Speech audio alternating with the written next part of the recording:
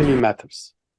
Welcome to another episode from your show, Family Matters, a show that's returning our eyes and hearts towards family and trying to resolve some of the issues that a mom, a dad, a teenager may have.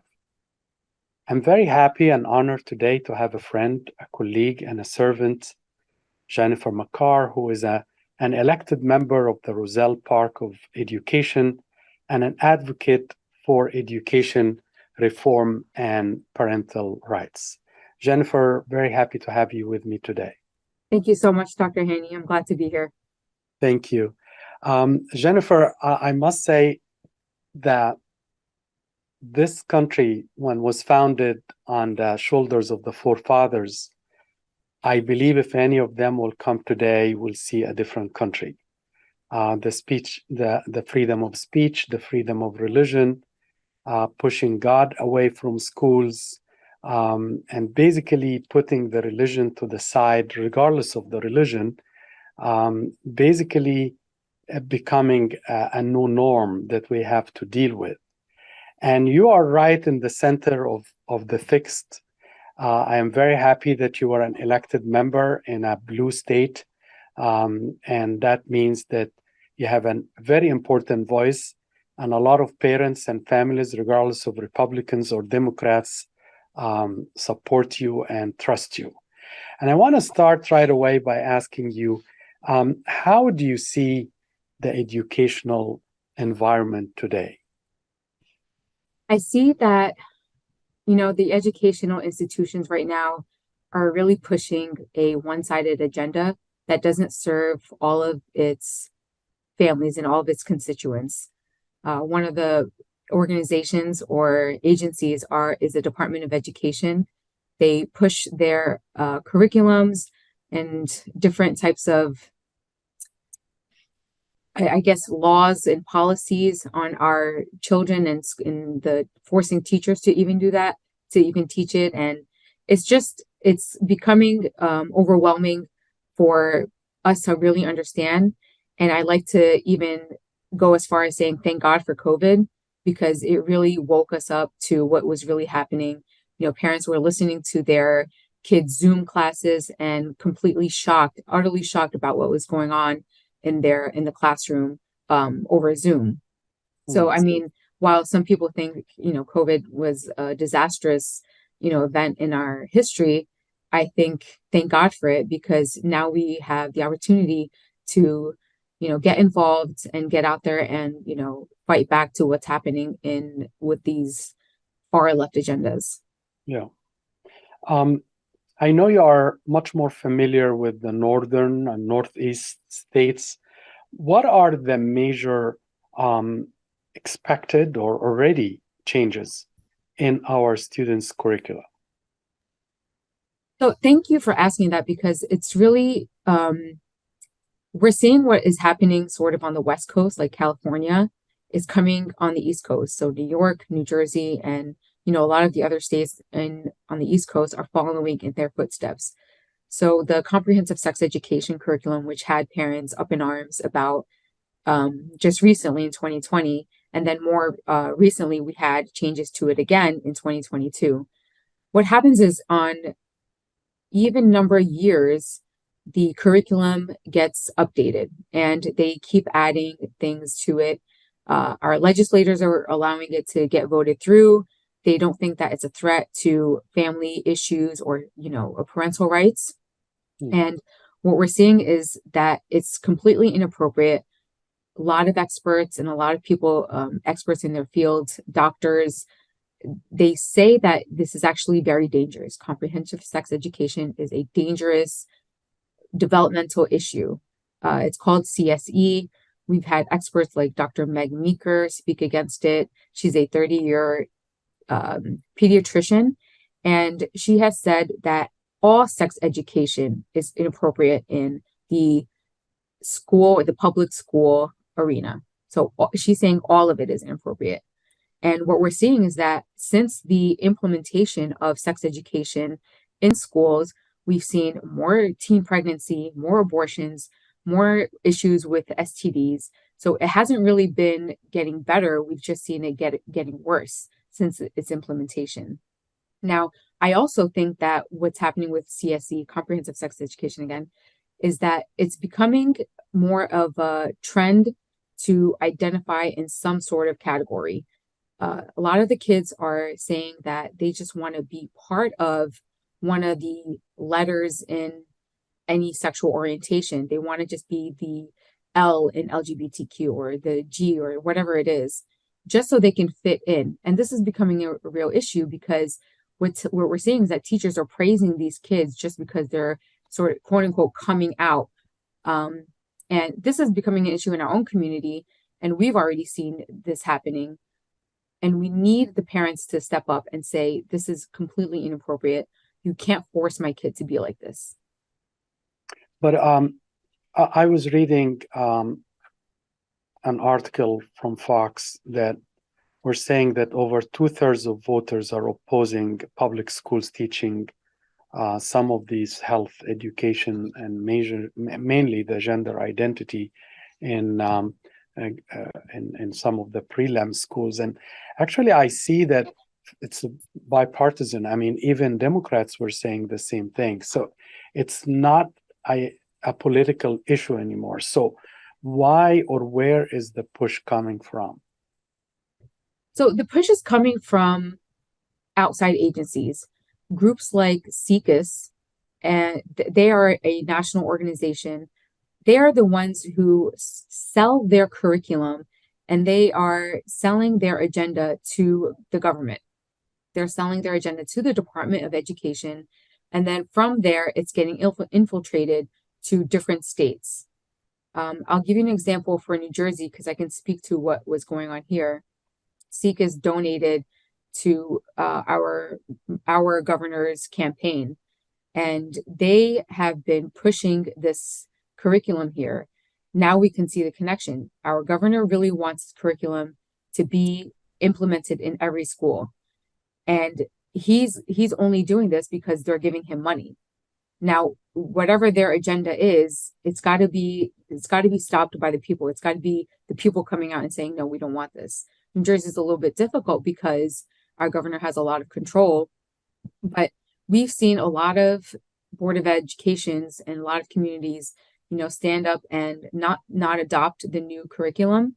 And I think it's great. I think that, this is it's the right step into a bigger movement, rejecting the past curriculums in 2020 and in 2022.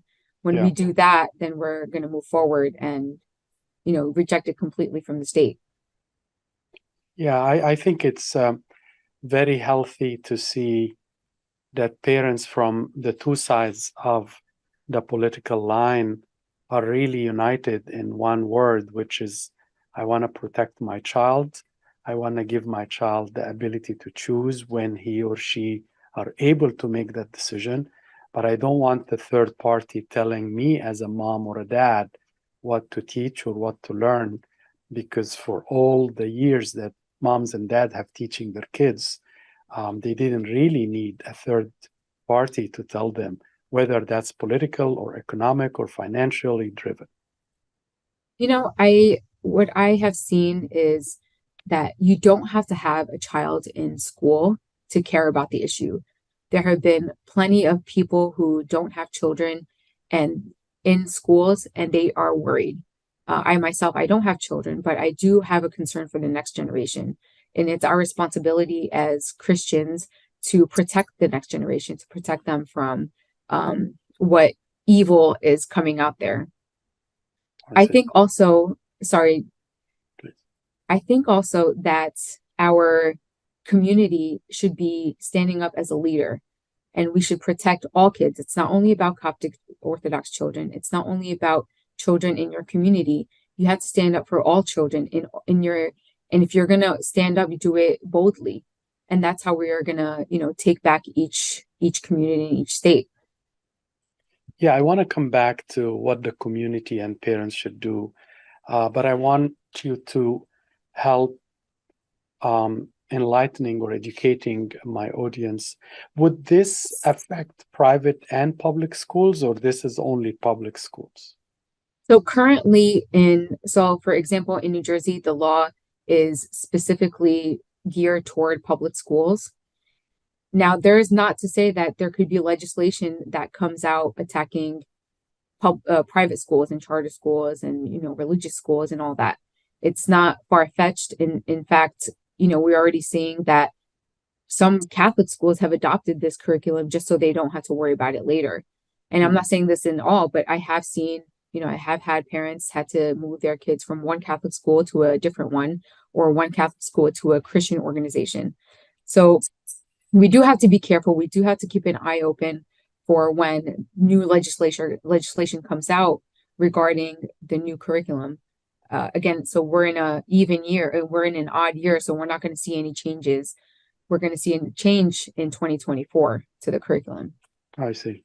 And to your knowledge, these changes will affect every grade or particular phase or grade? Well, right now, the curriculum as it stands, it keeps getting lower. So we're seeing it first was for third and fifth grade, and then eighth grade. But we could see it become an issue for pre-K. And that's I think that's going to be a problem eventually, because we have seen why they're pushing pre-K to be free in most states. And I think that's dangerous, in my opinion. We don't want, not everything that's free is a good thing. Yeah. This idea of free pre-K, it's just another way of them, to get to your kids and make them think that everything is okay, everything is appropriate, everything is, you don't have to tell your parents, and that type of mentality.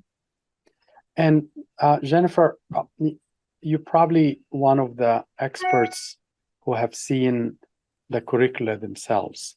I don't want to, ask you to give me details, but generally, what are they teaching our children? Well, they're teaching the kids things that they wouldn't want to hear in public. They wouldn't want to hear in their workplace. They wouldn't want to hear it read out loud in a public square. So, and they're bringing it into the classroom. And just because a teacher is certified in one subject, they can now speak to this issue, and it doesn't, it's supposed to, get to the kids, and we're supposed to have them think like everyone else. We're supposed to make every child think the same. I see.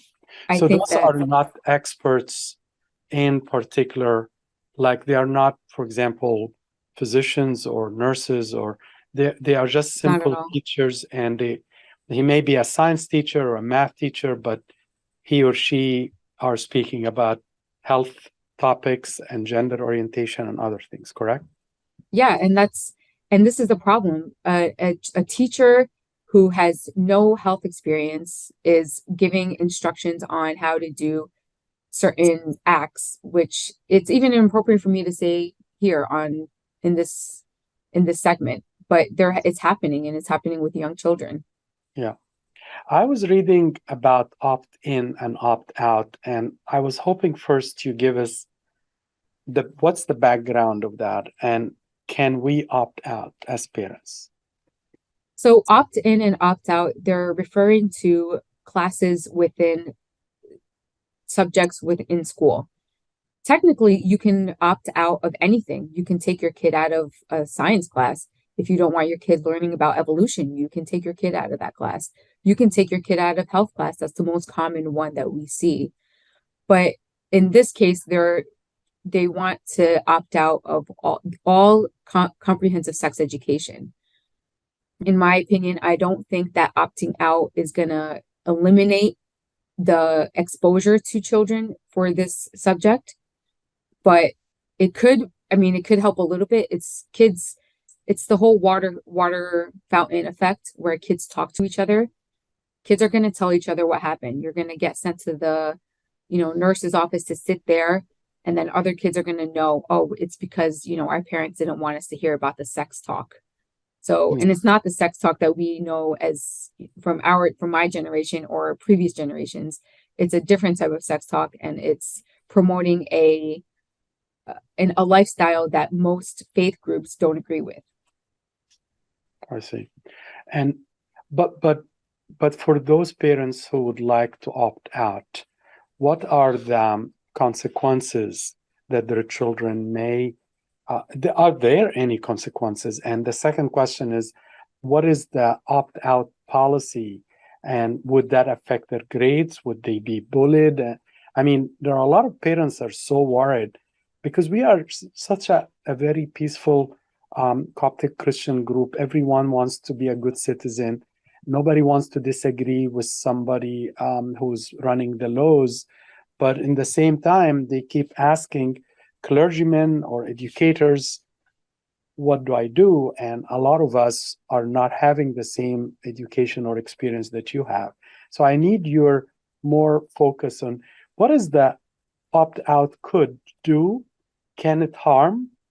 And what exactly I should do as a parent? Is it a letter or is it a meeting? What is it? What is it entails? So first, opting out of a course is very simple. You call your principal or your superintendent of your district, and you tell them you don't want your child to participate or be in the classroom when that subject is taught.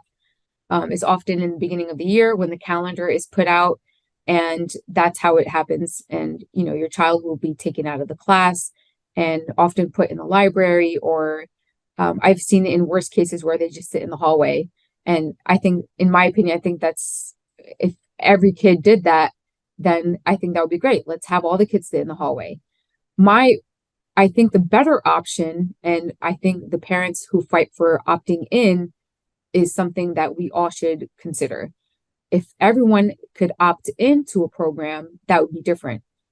A lot of districts, what they're doing is, if they're putting the opt-in where parents can choose whether if they want their kids to participate.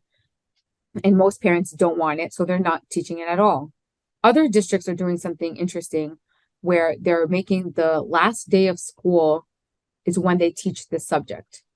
So they're putting it's an instruction, and they're staying within the mandates of the state, and that's fine. But again, I don't think that that's the option either. I think there should be a formulated group that says, no, we don't want this at all. We've seen a dramatic change in our academics from 7 years until now. It's constantly dropping, and it's getting lower. New Jersey is a very competitive state, for instance, and we have very competitive students, and they get really good grades, but it's slowly declining. And it's not because of the pandemic. It's not because of COVID. We've just been seeing this gradually for almost 10 years now.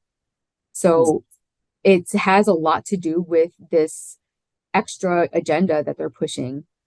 What we really need to do is get out and find the candidates and the people who are out there trying to really fight in their state, and get behind them and support them and be with them, until every state can, pass legislation that says we don't want this at all in our state. Sort of like what Florida did. So tell me what Florida did. So Florida passed legislation, and it was passed by their governor, that said that they don't want any comprehensive sex education taught in their public schools. It was passed. It's a lot of people have discriminated against the act, but it's protecting children, it's protecting parental rights. It's a transparent bill saying that we're not going to teach this, and teachers are actually, happy about this, because it's actually, for most people, it's very uncomfortable to talk about it.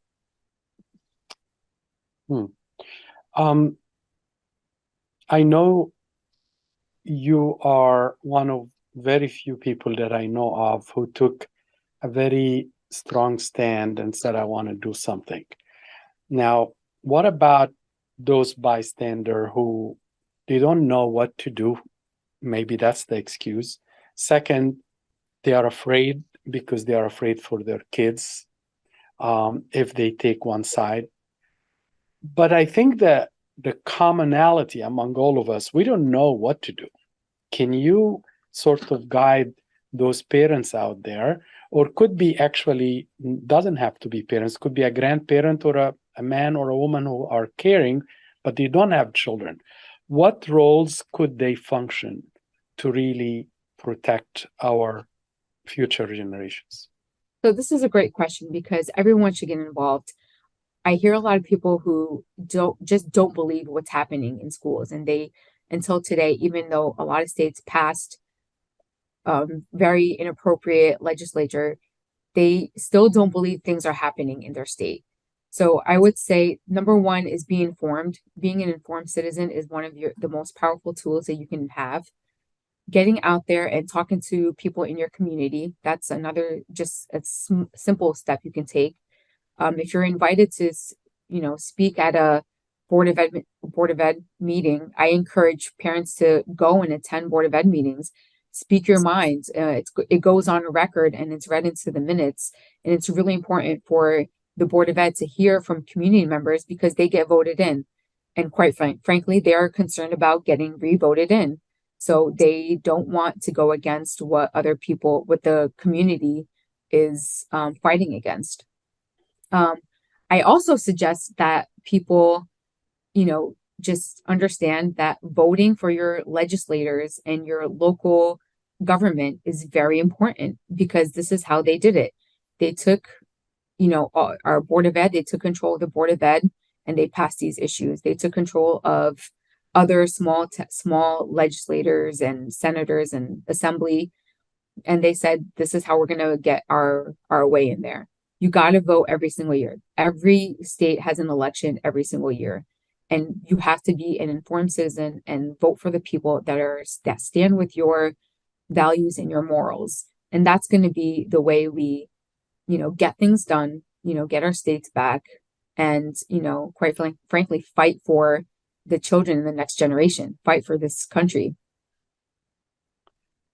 There is one other thing that came across me, at least in New York City, that I think you can apply to become a voter, or I'm not sure what it is in the Board of Education, like you have your voice heard. Can you explain more about it? I'm trying to find it, but I can't find it easily. You mean something like a liaison? I think so. I think that's what it is.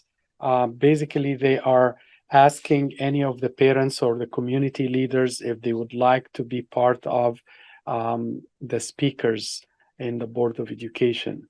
Did this make any sense? I am not really sure, but I do see that a lot of Board of Educations are appointing liaisons from their Yes. community. Yes, We have a number of people that come in as liaisons. One is a council member in our town, and then we have others from the PTA. But I mean, that's also, it's just, you have to get into and be the right voice because there's a lot of people who do that and they understand that, they're communicating with the Board of Ed and they're communicating with other members of the community. They have to just be out there and, it's sort of like showing face. They're not really allowed to give input, but they're just there sort of being like a face for their town or their communities or their areas. I want to move to a parallel point, which you and I have spoken of offline, which is there may be some laws against religious student organizations, restricting organizations in universities. Can you again inform the audience and explain to us what is this law about? So what is happening is the Department of Education is trying to rescind a protection for religious organizations and clubs on university campuses. And they're trying to say that you can't force your club leader to be a member of your faith.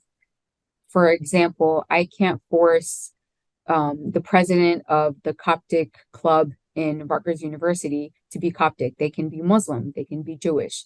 And that's a violation of our religious liberties. And that's a violation of our First Amendment rights. They can't tell us how to run a religious organization. I mean, that's basically what our First Amendment says. The first 16 words are talking about religious liberties. And they're saying that eventually what is going to happen is that they're going to take away all religious organizations from university campus grounds. And that's a danger to everyone, because we know how important religious groups are on campus. We know what they offer. We know that they are very productive in spreading, the gospel and the good word. So I think if we don't act, we have a way of act, and you can check it out on campusaccess.us. They have a way of sending messages to the Department of Education, who, by the way, we do not vote for. They make laws for our states and our country, and we don't elect them. I am one who speaks against the Department of Education all the time.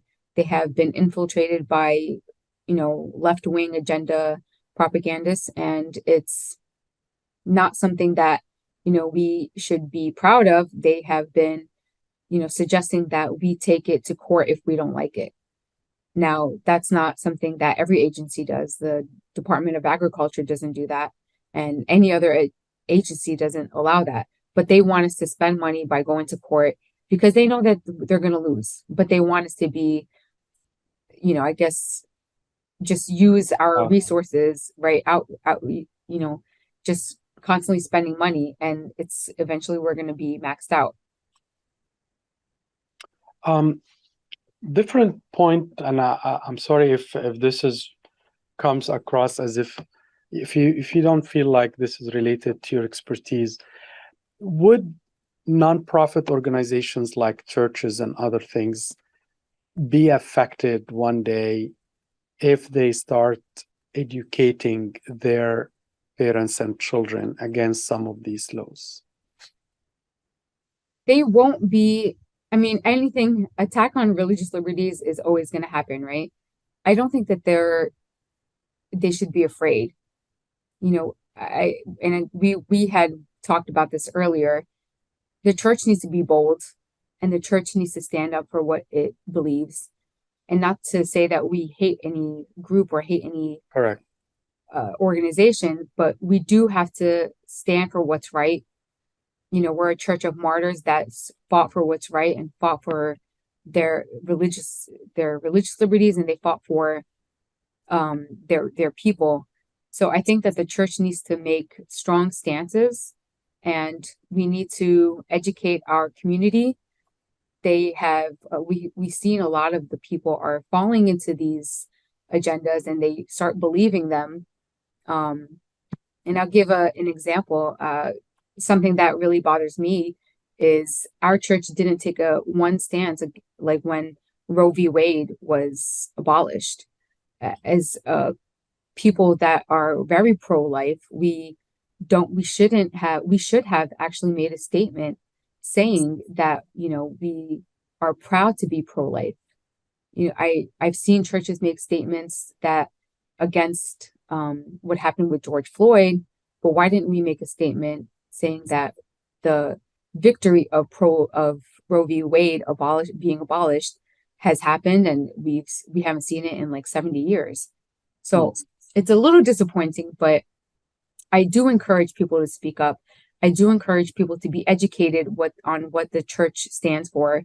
And I do want, especially our youth who are seeing this firsthand, that, this is something that we need to protect. We need to protect the most vulnerable of our members. And that's one of the groups are the unborn. Yeah. I think you are touching on a very sensitive string, which is really the lack of knowledge of our rights in our churches. I think we come in from a very persecuted culture, and sometimes we are not even looking to know what are our rights because we were deprived of some rights before. And I think what you and others are doing are very commendable, because we need many of you to educate us of our own rights and what our voices mean. And you're right. I mean, none of us really discussed this out loud. And not only this, but mainly the educational curriculum. Every single parent I know of came to this country for better life for his or her children. We are all coming here to give them a better future, a better education, and so on. Now, it's very disappointing because politics is playing with the lives of our own children, but more disappointing that we are doing very little about it. And really, the lack of knowledge is our worst nightmare. And I really applaud the effort you are doing, and I hope you can keep doing what you're doing. Come again to COC and explain to us, go to other fora and educate parents, have the groups, because as I said, I mean, we are missing a great deal because we are less informed. Yeah, I think that the church has a real opportunity to shine right now. We can be the light to a lot of what's happening here. A lot of people are turning to God, and the church can be the one that, is the beacon of light to a lot of communities. It's our chance to shine. It's our chance to do something right for our community outside of the Coptic church, and let people know that we're here and we're going to stand with you. We're going to fight for you and your families. The church I said it before, and the church has a real opportunity to be bold. The church has an opportunity to show all our martyrs that we're standing here and we're in a time where it's being tested. Our faith is being tested. Our integrity is being tested. Our morals are being depleted, and our values are being depleted. We need to just come together. We need to realize that we're in a country that's given us many opportunities. And you said it before, the Constitution is one of the most Christian constitutions out there, and we're willing to just sacrifice it and throw it under the bus. But I think that as people coming from a nation that was very persecuted, we should be the ones that are at the forefront of all these battles. And I must add to this that the problem, again, is really people in your age, the youth. We're not seeing many of them stepping up and speaking as well, which if people are in their 40s and 50s just coming as immigrants and they don't know, I can give them enough excuses. But people in their 20s and 30s who were raised here, I think they should know better, and they should be standing together, united, and in truth and in love. I mean, we are not coming here to fight. We are coming here to say, this is our principles, this is our traditions, this is our culture, and we want you to respect it as we love and respect this country, and we are willing to die for it. And that's, I think, the main issue. The main issue, when we came to this country, and I came here in 1991, this is my country. I love this country, and I will do anything. But in the same time, this is not the same country I immigrated to or for. And I don't want my grandchildren to grow up with a very hazy, gray, unclear image of what our morals and ethics are. And I'm not here to talk about Christian only, but I'm talking about Judeo-Christian values, even Muslim values. All the values happen to respect the family rights, to respect the tradition of a mom and a dad, to honor their forefathers. And I think that's what we are all missing. I think that a lot of people say that we're against each other. We're a divided nation right now. And in all honesty, what we're really doing is we're fighting good and evil. The devil is out there, and he's doing a lot of work to be divisive and infiltrating even into the church. What our job is to find out what the truth is, to fight for the truth, And while I disagree with people who think that we shouldn't fight, we have to put on the armor of God, right? Where we're supposed to be, fighting with the word and fighting back against evil. We shouldn't be, shy or put to the back or anything like that. We should have courage. We should say what we believe. And there's nothing wrong with that. There's nothing wrong with, for instance, a priest saying from the pulpit that this is what we believe. There's absolutely nothing wrong with it. The Constitution doesn't say that. And the church is protected because of that. And even the whole concept of state removing, like, I think, what do they say? It's regardless of what it is, but I just think that from the church's perspective, they absolutely need to be fighting for the religious liberties. They have to be out there.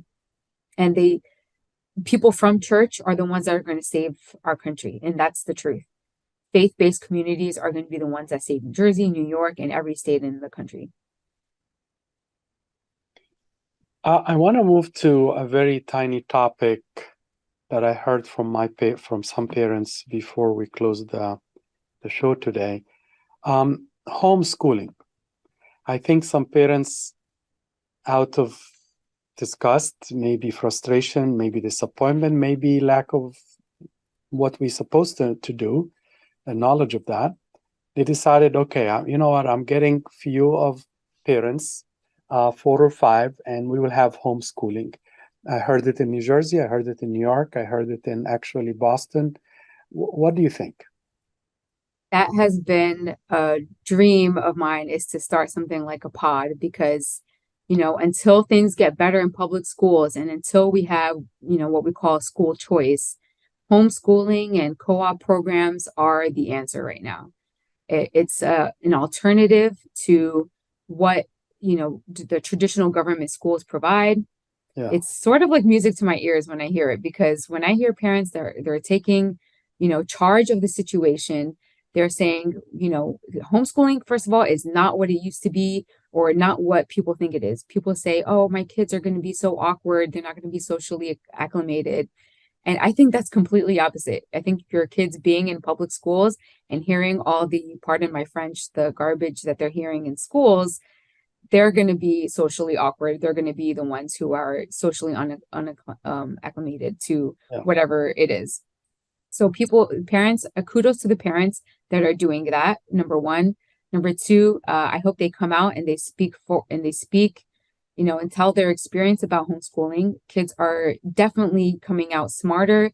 They're not being forced to stay back when they pass a certain test or do well, which is what's happening in our schools, like no child left behind. I think it's wonderful that, we're seeing so many kids graduate early. They're choosing to do different types of programs. They're learning things around the home, like home economics and how to budget a checkbook. This is what's happening with homeschool kids. Now, I would disagree with anyone who thinks that, homeschool kids are either they're not doing well or something like that. They're actually doing much better. And I congratulate all the parents who took that step. You're doing the right thing. You're protecting your children, and you're meeting other parents who believe in the same thing. I know in New Jersey we have one co-op group that has they came up with a creed that all the parents who participate in this co-op, they have to agree to this creed. And it's great. It's a moral thing. It's about values. The parents have to be coming from a home that's with a mom and a dad, and it's whatever you want it to be. And you have kids growing up together that see that this is the right thing. So to me, it's a great thing, and I'm happy to hear it, and I'm so proud of those parents that are doing that. I think I may have to ask you to come in one more time to talk just about homeschooling. And I would love it. how to go about it, and maybe I will have to prepare myself with lots of questions for you, because I can tell you this is also a passion for me. I see that until things get better, we better take care of our own homes. And as a parent, I think I have the right to protect if there is a fire out there. I'm not sending my kids until the fire is put off. So if there is a system, and to my knowledge, Jersey is one of the very good states that documented a very clear homeschooling system. I think New York is following very well, and many states will be. And maybe one day we should meet again and really express this in much more details. Maybe there will be parents listening to your passion as well and will go about it. I would love them, and I would love to participate in anything or all things about homeschooling. I'm a huge advocate for homeschooling, especially in our current environment. That's great. I want to end with a quote I read under the free exercise clause of the First Amendment, and in line with the U.S. Supreme Court rulings. Public schools may not prevent students from expressing or sharing religious beliefs as long as they are doing so without disrupting schools. This episode was all about the rights of parents and how to protect your children, their education, and how to voice your opinion. Jennifer, I'm so grateful that you have given us your time, your expertise, and your voice, and I'm very proud of what you're doing, and please keep doing what you're doing. Thank you so much, Dr. Haney. Thank you for having me on your show. Thank you. And for all the parents who have listened to us today, feel free to send us your opinions. I promise I will try to prevail on my friend here, Jennifer McCarr, to come one more time to discuss many of these issues that many of us are so thirsty to learn. Until next time, have a great week. May God bless you. Thank you.